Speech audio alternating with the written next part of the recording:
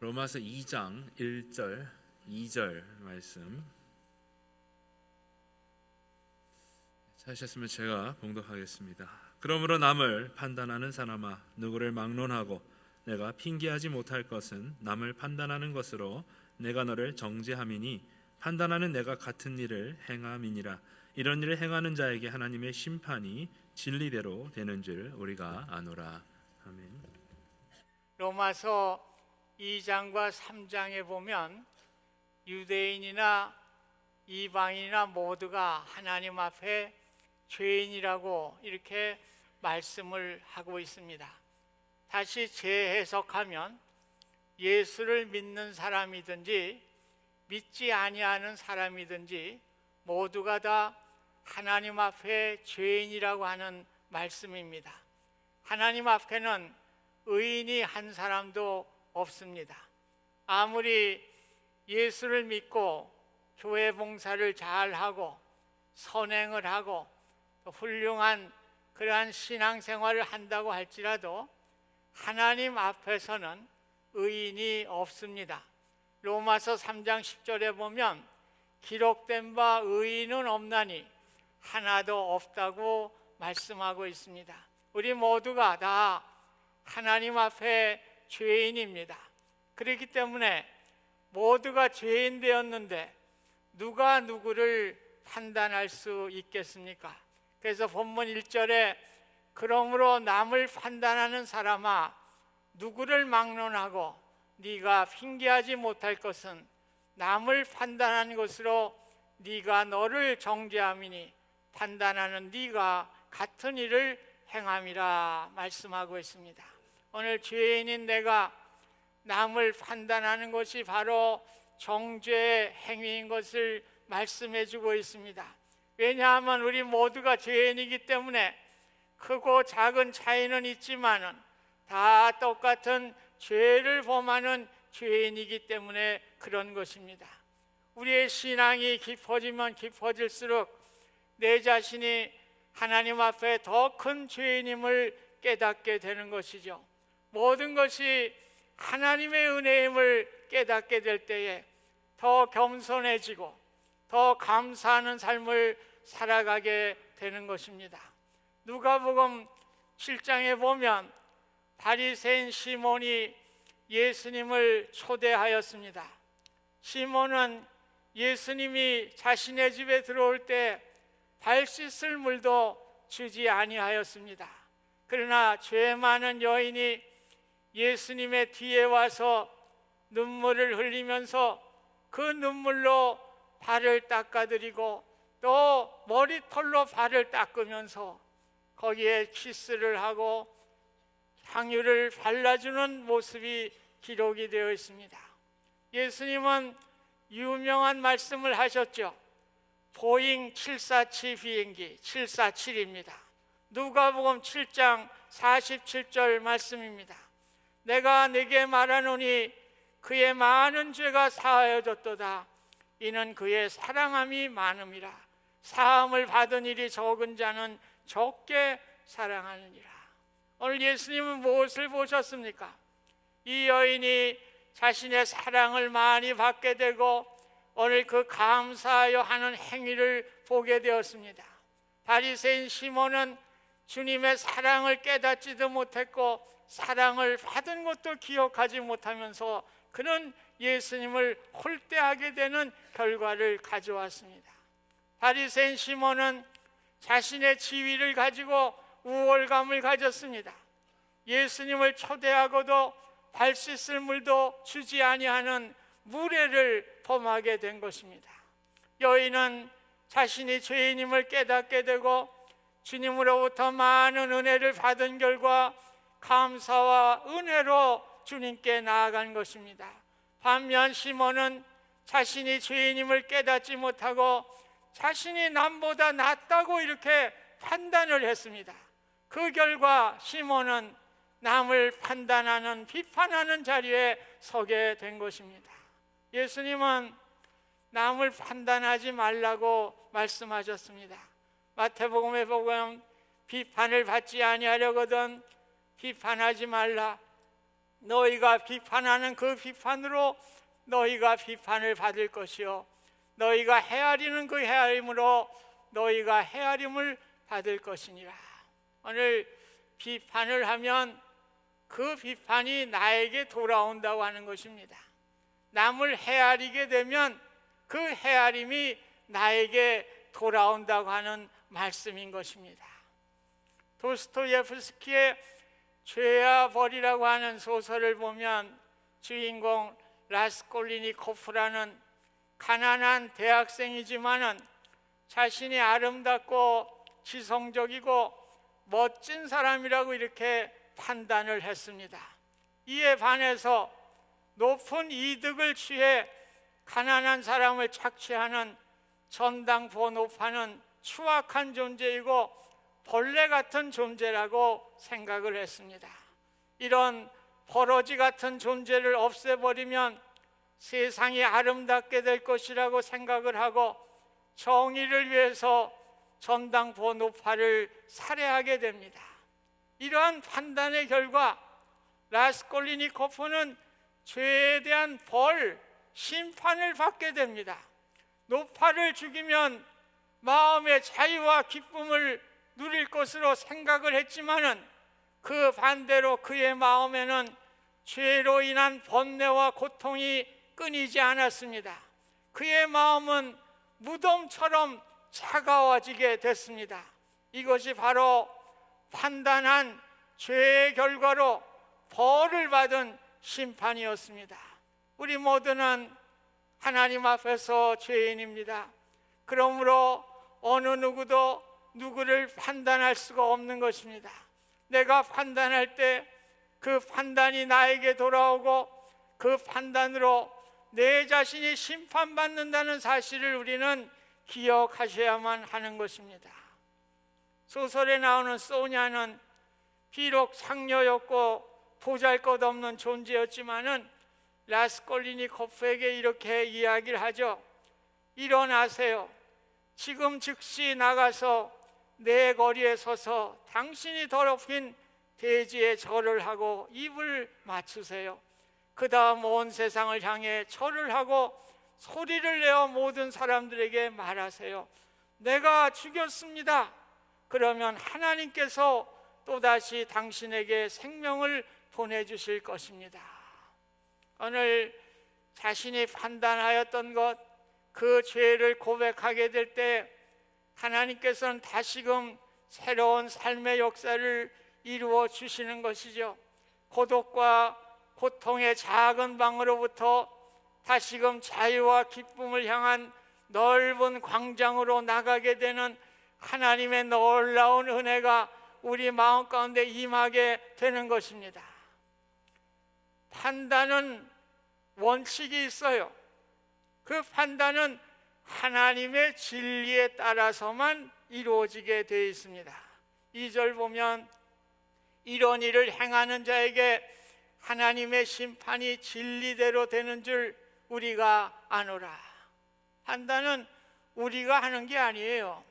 하나님의 진리에 따라서 심판을 받을 것을 말씀해 주고 있습니다. 진리에 따라 판단하는 일은 하나님 한 분밖에 없어요. 우리 인간이 판단할 수가 없는 것이죠. 요한복음 12장에 보면 죽은 자 가운데서 다시 살아난 나사로의 집에서 예수님을 위해서 잔치를 베풀게 되죠.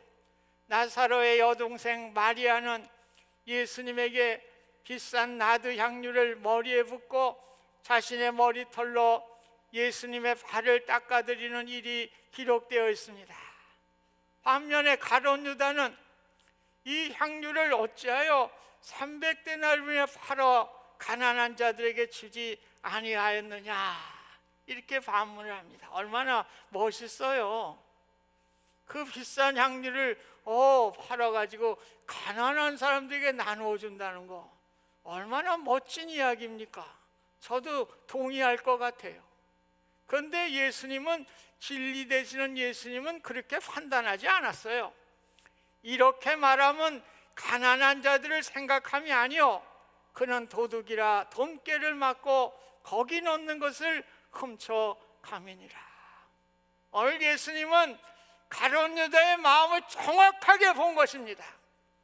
오늘 우리는 사람의 마음을 보지 못해요. 외형을 보지 사람의 마음을 보지 못하는 것입니다. 오늘 예수님은 진리 되시는 분이기 때문에 그의 마음을 꿰뚫어 보신 것이지요. 어떻게 됐습니까? 가룟 유다는 후에 은 30에 예수님을 팔고 뽕나무에 목을 메고 떨어져서 창자가 터져 죽는 비참한 심판을 받게 되는 것이죠. 판단은 진리대로 되는 거예요. 진리의 반대는 거짓입니다. 그러므로 하나님의 판단이 진리대로 이루어진다고 하는 것은 거짓과 숨김이 없다는 것을 말씀해 주고 있습니다. 예수님은 요한복음 7장 24절에 외모로 판단하지 말고 공의로 판단하라고 말씀하셨습니다. 사람들은 외모로 판단을 하려고 해요. 그러나 우리 하나님은 우리의 겉모습이 아니라 우리의 마음의 중심을 보시는 하나님이신 것을 말씀하고 있습니다. 요한복음 8장에 보면 간음하다가 현장에서 잡힌 여인이 유대인들에게 끌려서 예수님 앞에 오게 됩니다. 그들은 예수님께 이야기하죠. 모세율법에 이러한 여자를 돌로 치라 명하였거니와 선생은 어떻게 말하겠나이까? 예수님은 아무 말씀하셨어요. 몸을 굽히시고 손가락으로 땅에 글을 쓰셨죠. 그리고 한참 후에 일어나셔서 누구든지 너희 중에 죄 없는 자가 먼저 돌로 쳐라. 죄 없는 자가 돌로 치라고 할 때 그들은 양심의 찔림을 받아서 모두 그 자리를 떠나게 되었습니다. 오늘 세상에 죄가 없는 사람이 누가 있어요? 죄 하나도 없는 사람이 누가 있습니까? 한번 손들어 보십시오. 우리 모두가 다 크고 작은 죄가 다 있는 죄인들입니다. 오늘 진리로 판단하시는 예수님의 말씀에 모두 양심이 찔려서 집으로 돌아가게 된 것입니다. 예수님은 마태복음 5장 27절에는 나는 너희에게 이르노니 음욕을 품고 여자를 보는 자마다 마음에 이미 간음하였느니라. 진리의 판단은 외모로 보지 않습니다. 우리의 마음을 보시기 때문에 우리는 어떠한 경우에도 자유로울 수가 없어요. 저도 멋있는 여자가 지나가면 한번 쳐다본단 말이에요. 그거 다 죄 짓는 거지. 누가 어떻게 자유로울 수가 있는 겁니까? 자유로운 삶 아무도 없는 거예요. 마음을 보시는 주님이기 때문에 그래요. 진리 앞에 설 때 우리는 한 사람도 자유로울 수가 없습니다. 오늘 우리 모두가 죄인이라고 하는 사실을 깨닫게 될 때 우리는 남을 판단할 수가 없는 것이죠. 4절에 보면 하나님의 인자하심과 길이 참으심이 풍성하다. 하나님은 우리를 당장 판단하시지 않아요. 오래 참고 기다리시는 하나님이십니다. 하나님의 은혜로 우리는 하나님께서 우리를 오래 기다려 주신다고 하는 사실을 알게 될 때 오늘 남을 판단할 수 없을 뿐만 아니라 하나님의 은혜에 감사할 수밖에 없는 것입니다. 사무엘하 11장 12장에 보면은 다윗이 밧세바를 벼면서 임신을 시키죠. 그 사실을 은폐하기 위해서 밧세바의 남편 우리아를 맹렬한 전쟁터에 앞장 세워서 죽게 하였습니다. 나단 선지자가 다윗을 찾아와 이야기합니다. 큰 부자가 있습니다. 그 부자는 많은 가축을 가지고 있는 사람이었습니다. 그런데 어느 날 손님이 찾아왔습니다. 그런데 자기의 가축이 너무나 아까우니까 그 가난한 집, 어린 암양 새끼 하나밖에 없는 그 집의 암양 새끼를 뺏어가지고 손님을 대접했습니다.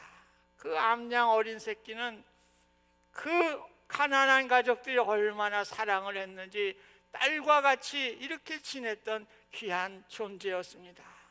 다윗이 벌컥 화를 내죠. 이런 일이 있나? 여호와의 살아계심을 두고 맹세하노니 이 일을 행한 그 사람은 마땅히 죽을 자라. 나단이 뭐라 그랬습니까? 당신이 그 사람이요. 대단하지요. 당신을 사울의 손에서 건져주시고 하나님의 은혜로 이렇게 왕을 세워주셨는데 어찌 그럴 수가 있는 것입니까? 하나님의 은혜를 상기시켜 주었습니다. 참고 기다리시는 하나님의 은혜를 깨닫게 된 것이죠. 다윗은 그의 범죄를 기다려주신 그 하나님께 회개하게 됩니다.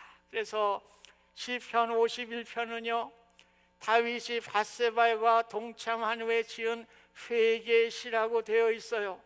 10절에 보면 하나님이여 내 속에 정한 마음을 창조하시고 내 안에 정직한 영을 새롭게 하소서. 다윗은 외형적으로 속이려고 했던 자신의 모습을 회개하게 됩니다. 마음으로 판단하시는 하나님 앞에서, 그 진리 앞에서 내 안에 정직한 영을 허락하여 주옵소서.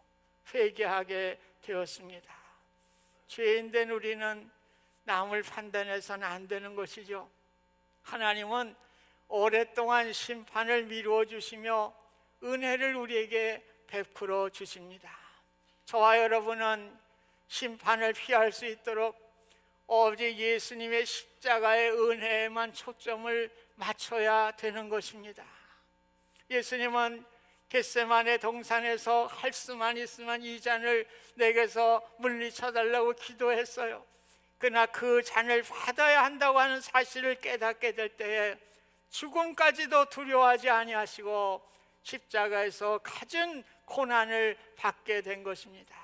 우리가 받아야 할 하나님의 진노의 심판을 십자가에서 다 받으셨습니다. 예수님이 십자가에 달리심으로 하나님과 우리 사이에 다리를 놓아주셨습니다. 예수님은 우리를 구원해 주시고 밝고 소망한 산 천국을 허락해 주셨습니다. 부활과 영생을 약속해 주셨습니다. 영생의 기쁨을 가진 사람은 남을 판단하기보다는 남을 위로하고 주님의 사랑을 전하는 도구로 살아가야 될 줄로 믿습니다. 죄와 벌의 작가 도스토예프스키는 시베리아의 감옥으로 가는 그 길목에서 한 부인이 10루블을 신약 성경책에 꽂아가지고 그것을 성경을 선물을 받습니다. 도스토예프스키는 감옥에서 이 성경을 수없이 읽었습니다. 너무나 성경을 많이 읽어서 너덜너덜 걸레같이 되었습니다. 도스토예프스키는 감옥에서 그리스도인으로 새롭게 거듭나게 되었습니다. 임종의 순간에도 이 성경을 지니고 읽었다고 전해져 내려오고 있는 것입니다. 온전히 예수 그리스도께로 돌아온 도스토예프스키의 작품이 죄와 벌이에요. 그 결론 부분이 이렇습니다. 지대가 높은 강 기슭에서는 탁 트인 주변 전경이 한눈에 들어왔다. 멀리 맞은편 강가에서 노랫소리가 가물가물 들려오고 있었다. 그곳에는 자유가 있었고 이곳 사람들과는 전혀 다른 사람들이 살고 있었다. 또한 그곳은 마치 시간마저도 멈추어 버려서 아브라함과 그의 목축들의 시대가 아직 끝나지 않은 것 같았다. 강 건너 들려오는 노랫소리는 무엇입니까? 저는 천국을 상징한다고 해석을 해요. 믿는 사람이니까 천국을 상징한다고 봅니다. 오늘 십자가의 은혜로 강 건너 천국을 바라보게 될 때 그에게 진정한 기쁨이 찾아오게 된 것입니다. 아직도 라스콜리니코프는 형기가 7년이나 남아 있었어요. 그때까지 참고 기다리려면 많은 고통이 따라야 했습니다. 그럼에도 불구하고 강 건너 천국의 밝은 미래를 바라보게 될 때 그의 마음에는 기쁨과 환희로 가득하게 된 것입니다. 우리 인생 여정도 마찬가지라고 생각합니다. 강 건너 천국을 가는 그 시간까지 우리 인생에 많은 역경과 고통이 따르게 될 것입니다. 그럼에도 불구하고 날빛보다 더 밝은 천국을 바라보게 될 때 우리의 마음에는 은혜와 감사와 기쁨이 넘쳐나게 되는 것입니다. 소설은 아브라함과 그의 목축들의 시대가 끝나지 않은 시간과 공간을 초월하고 있다고 말하고 있습니다. 하나님의 말씀이 그렇습니다. 아브라함의 시대에도 그렇고 오늘 신약의 시대에도 그렇고 옛날의 이야기가 아닌 것입니다. 시간과 공간을 초월해서 오늘 우리에게 주시는 말씀이 하나님의 말씀인 것입니다. 이 말씀을 붙드시기를 바랍니다. 십자가의 은혜를 생각하면서 우리는 남을 판단하지 않는 탁 트인 마음을 가질 수 있기를 주님의 이름으로 부탁드립니다. 라스콜리니코프는 그때까지만 해도 소냐라고 하는 그 소녀가 고맙기는 한데 뭐 대단히 아주 보잘것없는 존재라고 판단을 하고 있었습니다. 강 건너편에 들려오는 천국의 아름다운 노래를 듣게 될 때 라스콜리니코프는 그의 마음이 기쁨과 환희로 바뀌면서 그가 변화되게 되죠. 별 볼 일 없다고 그때까지 생각했던 소냐에게 사랑과 감동이 밀려오게 됩니다. 그는 엉엉 울면서 소냐의 무릎을 안게 됩니다. 진정으로 사랑과 은혜를 나누게 되는 절정이 이루어지게 되는 것입니다. 십자가의 은혜로 그리스도 안에서 진정한 천국의 소망을 갖게 될 때 우리는 모든 판단을 뒤로하고 남을 안을 수 있고 남을 덮어주는 사랑의 마음으로 가득하게 되는 것입니다. 저는 전인권 씨의 산호라면이라는 노래 가사가 너무 좋아요. 그 가사 중에 요게 아주 좋아. 째째하게 굴지 말고 가슴을 쫙 펴라. 내일은 해가 뜬다. 내일은 해가 뜬다. 얼마나 멋있는지. 산호라면 뭐 어려운 일들이 얼마나 많이 있겠어요. 그러나 내일에 해가 뜬다고 하는 소망을 가질 때 가슴을 쫙 펴고 째째하게 굴지 않고 이렇게 대범하게 살아간다고 하는, 우리는 뭐 해가 매일 뜨지만은 우리의 해는 어떤 해요? 영원히 지지 않는 천국의 영원한 그러한 빛, 그것은 햇빛도 아니고 우리 주님이 비춰주시는 영원한 빛 아니에요. 오늘 그 빛을 바라보면서 우리도 한번 해봅시다. 째째하게 굴지 말고 가슴을, 노래 좀 하세요. 누구 잘 할 수 해볼래요? 해봅시다. 째째하게 굴지 말고 가슴을 쫙 펴라. 내일은 해가 뜬다. 내일은 해가 뜬다. 은혜 되면 찬송만 은혜 되는 게 아니에요. 또 저 목사 무슨 저 유행가를 불러 그러지 말아요. 은혜 주기 위해서 하는 겁니다. 우리에게는 해보다 더 밝은 천국이 있습니다. 째째하게 하지 맙시다. 좀 우리 가슴 펴고 살읍시다. 천국의 기쁨과 환희를 만나는 사람들에게 나누어 주면서 나의 존재로 판단하지 마시고 오히려 많은 이들을 사랑하고 감동을 전해주는 진정한 축복된 삶이 되시기를 주님의 이름으로 축원드립니다. 은혜로우신 하나님 아버지, 판단하는 자 되지 않게 하시고 남을 안아주고 남을 덮어주고 껴안아주는 은혜의 삶을 살게 하여 주옵소서. 예수님의 이름으로 기도하옵나이다. 아멘.